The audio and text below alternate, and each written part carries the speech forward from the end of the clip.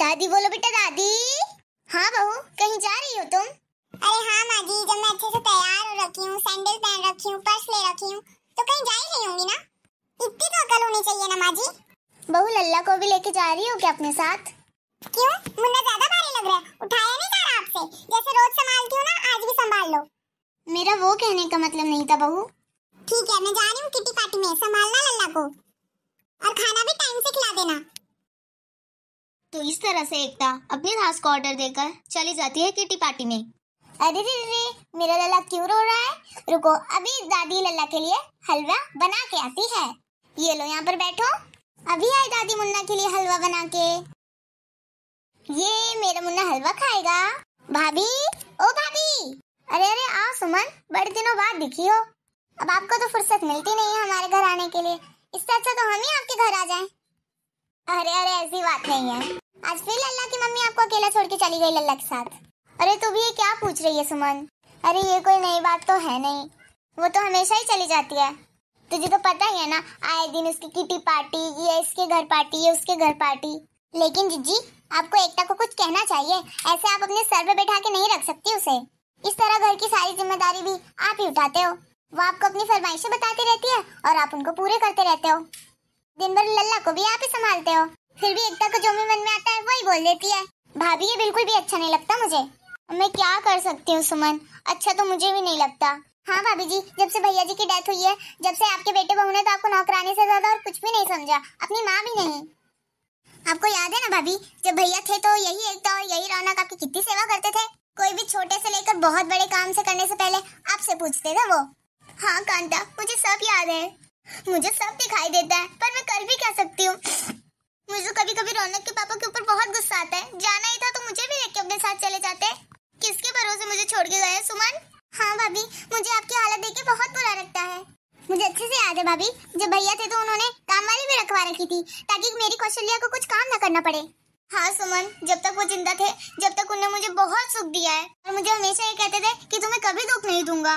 मेरी कौशल्या, जब तक वो जिंदा थे उन्होंने अपना हर कर्तव्य निभाया और अब बेटे बहू के राज में खैर जाने दो सुमन, मैं अपने आप को और दुखी नहीं देख सकती। अरे मुझे एकता के व्यवहार से कोई फर्क नहीं पड़ता, वो तो पराए घर की आई लड़के, पर अपना रौनक तो ऐसा नहीं था, वो तो इसी घर का है ना। ओ मेरे मुन्ना को भूख लगी, मैं तो बातों बातों में भूल ही गई थी। अरे सुमन, मैं तो बातों बातों में तो उसे चाय पानी पूछना भूल गई। रुक, मैं अभी लाती हूँ। अरे भाभी रहने दीजिए, इसकी कोई जरूरत नहीं है, मैं तो बस आपसे मिलने आई थी, अब मैं चलती हूँ। ठीक है सुमन, कल घर में 2 बजे से रामायण है, तो आप मुन्ने को लेके आ जाइएगा। बहू को तो इन रामायण में कोई इंटरेस्ट ही नहीं है, इससे अच्छा आप ही मुन्ने को लेके आ जाइएगा। इसकी तो पूरा दिन पार्टी पार्टी चलती रहती है। ठीक है सुमन, मैं आ जाऊंगी। भूख लगी मेरे लल्ला को, हलवा खाएगा मेरे लल्ला। अरे बनाती है दादी लल्ला के लिए हलवा। अरे अरे, बॉल क्यों खा रहे हो आप? मैं बना रही हूँ ना हलवा। हे भगवान, मेरा लल्ला बॉल खा रहा है। मेरे लल्ला के लिए कुछ खाने को नहीं है इस घर में? क्यों मम्मी जी, इस घर में मेरे लल्ला के लिए कुछ भी नहीं है खाने को, जो खुद उसको बॉल खिलवा रही हो? अरे नहीं बेटा, वो तो बॉल से खेल रहा है। अरे मम्मी जी, मुझे मत सिखाओ, मैं अंधी नहीं हूँ, मुझे सब दिख रहा है। और किसको खेलना बोलते हैं और किसको खाना बोलते हैं। अरे क्या हुआ एकता, क्यों चिल्ला रही हो मम्मी पे? अब क्या बताऊं रौनक जी आपको, देखिए ना, आपकी मम्मी मेरे लल्ला को अपनी आंखों के सामने बॉल खिलवा रही है। पता नहीं कितनी गंदी कब की बॉल होगी ये। अरे नहीं बहू, मैंने अभी उसको निकाल के दी है। माँ जी, मैं बात कर रही हूँ ना रौनक जी से, एक ही तो काम है इनके पास, उनको वो भी ढंग से करना नहीं आता। मैं जब गई थी पार्टी में तो इनसे बोल के गई थी मेरे लल्ला को खिला देना खाना, और देखिए इन्होंने अभी तक मेरे लल्ला को खाना ही नहीं खिलाया, जब भी तो मेरा लल्ला भूख के मारे बॉल से बाहर है। क्यों मम्मी, आपको एक काम दिया जाता है, वो भी आपको ढंग से करना नहीं आता? बेचारी कर भी क्या सकती है, उनको भी तो दिन भर से टीवी सीरियल देखने से फुर्सत थोड़ी ना है। नहीं बेटा रौनक, मेरी बातों का भरोसा करो, मैंने लल्ला को पेट भर खाना खिलाया था। वो तो 1.5 घंटे हो गए इसको खाए हुए, इसलिए खेलते खेलते इसको भूख लग गई होगी, इसलिए तो मैं अभी हलवा बना रही थी बेटा। आपको हमने एक ही काम दिया, वो भी आपसे करते नहीं आता। और अगर 1.5 घंटे हो गए थे उसको खाए हुए, तो उसको जल्दी से खाना खिलाना चाहिए था ना। और ये वो गंदी बॉल खा रहा है, तो आपको उसको हटाना चाहिए था ना। बेटा मैंने ध्यान नहीं दिया हलवा बनाते बनाते। आप मुझे मत बताइए मम्मी। रो मत मुन्ना, अब आ गई है ना मम्मी, आ जाओ मम्मी के पास। तुम लोग बैठो बेटा, बस हलवा बन ही गया है। रौनक, तुम्हें तो हलवा बहुत पसंद है ना, रुको मैं भी लाती हूँ तुम्हारे लिए। मम्मी जी, मैंने आपको कितनी बार कहा है, इनको तेल मैदा ये सब मत खिलाया करिए। लेकिन बहू, रौनक को हलवा पसंद है, इसलिए मैंने उसके लिए बनाया। देखिए मम्मी जी, पहले की बात अलग है, पहले थे, लेकिन आपको पता है ना, जब से मैं आई हूँ तो मैंने इनका इतना भारी खाना खाना बंद करवा दिया है। मैं इनकी सेहत का मम्मी जी बहुत अच्छे से ख्याल रखती हूँ। अगर मैंने इनकी सेहत का ख्याल रखना छोड़ दिया ना तो आप रौनक जी को इतना भारी खाना खिलाकर उनको मोटा कर देंगी। ये क्या बात हुई बहू? थोड़ा सा आटे का हलवा खा लेगा तो मोटा नहीं हो जाएगा वो। ये पूरा मैंने एकदम देसी घी से बनाया बहू, इसे खाकर रौनक और भी तंदुरुस्त रहेगा। देखिए मम्मी जी, चाहे आपको ना फर्क पड़े रौनक जी के मोटे होने से, पर मुझे बहुत फर्क पड़ता है, क्योंकि जिस सोसाइटी में हम लोग रहते हैं ना, उसमें सिर्फ फिट और फाइन लोगों की ही बढ़ाई होती है। बताइए रौनक जी, मैं कुछ गलत कह रही हूँ? हाँ मम्मी, एकता बिल्कुल सही कह रही है। मुझे नहीं खाना है आपकी घी वाले आटे का हलवा। चलिए विमल जी, और सुनिए रौनक जी, अगर मैं घर में ना रहूं और मम्मी आपको ऐसा भारी खाना खिलाने की कोशिश करे तो आप बिल्कुल भी मत खाना। आपको पता है ना यहाँ पे अपने आप को मेंटेन रखना कितना जरूरी है। हाँ एकता, मैं समझ गया, और तुम जो बोलोगी मैं वही खाऊंगा। तुमसे ज्यादा मेरी सेहत का ख्याल और कौन रख सकता है। चलिए जी अब यहाँ से। अरे माँ का दिल रखने के लिए थोड़ा सा हलवा चख ही लेता तो क्या हो जाता, मोटा थोड़ी हो जाता।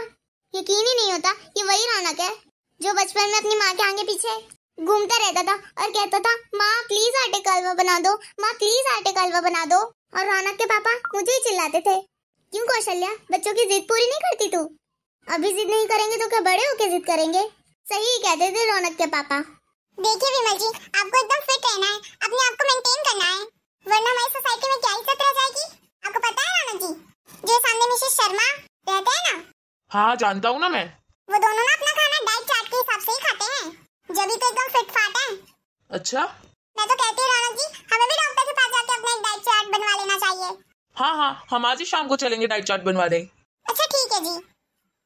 देखो तो कैसा जमाना आ गया है। अरे हमारे जमाने में तो लोग भर भर के घी खाते थे, जब भी तो इतने ताकतवर थे। और आजकल के लोग एकदम दुबले पतले, घी खाना मतलब मोटा होना। और मैं तो कहती हूँ घी तो खाना ही चाहिए, अरे तभी तो तंदुरुस्त रहोगे। पर इन लोगों को कौन समझाए, आजकल के बच्चे भी।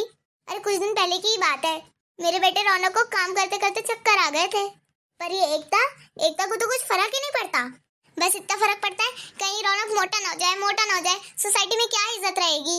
उसको तंदुरुस्ती वाली चीज खाने ही नहीं देती, ना घी खाने देती है, ना दूध पीने देती है, ना दही खाने देती है, ना बटर खाने देती है, कुछ भी नहीं खाने देती। वैसे में मेरा बेटा रौनक कमजोर नहीं होगा क्या? पहले तो बेचारा 4 रोटी खा लेता था और एक कचौली चावल भी खा लेता था, अब तो 2 रोटी से ज्यादा खाता ही नहीं है। अब ऐसे में कमजोर नहीं होगा तो क्या होगा? खैर मेरी बातें अब कौन सुनने को बैठा है यहाँ? जो सुनने वाले थे वो तो चले गए, मैं जाके बोलूंगी भी तो ये मेरी बातें सुनेंगे ही नहीं, उल्टा मेरे को ही वहां से भगा देंगे। आप चुप रहो, आप गवार ही रहोगी, इसलिए चुपचाप रहने में ही भलाई है। सच में इनके जाने के बाद तो मैं सच में अकेली ही पड़ गई हूँ। घर में बेटा बहू भी है, सिर्फ नाम मात्र को है, इज्जत तो कोई मुझे देता ही नहीं है, एक नौकरानी की तरह समझ के रखा है मुझे। अरे मैं तो बहू को खुश करने के लिए घर का सारा काम कर लेती हूँ, पर बहू मुझसे कभी खुशी नहीं होती है। मुझे पता है एक तो मुझे बिल्कुल भी पसंद नहीं करती है। सो हाय फ्रेंड्स, आपको हमारी आज की कहानी कैसी लगी? अगर अच्छी लगी होगी तो कमेंट में जरूर बताइएगा, और अगर आप हमारे चैनल पे नए हैं तो हमारे चैनल को सब्सक्राइब भी कर लीजिए। अब आगे की स्टोरी देखिएगा अगले वीडियो में, तब तक के लिए राम राम।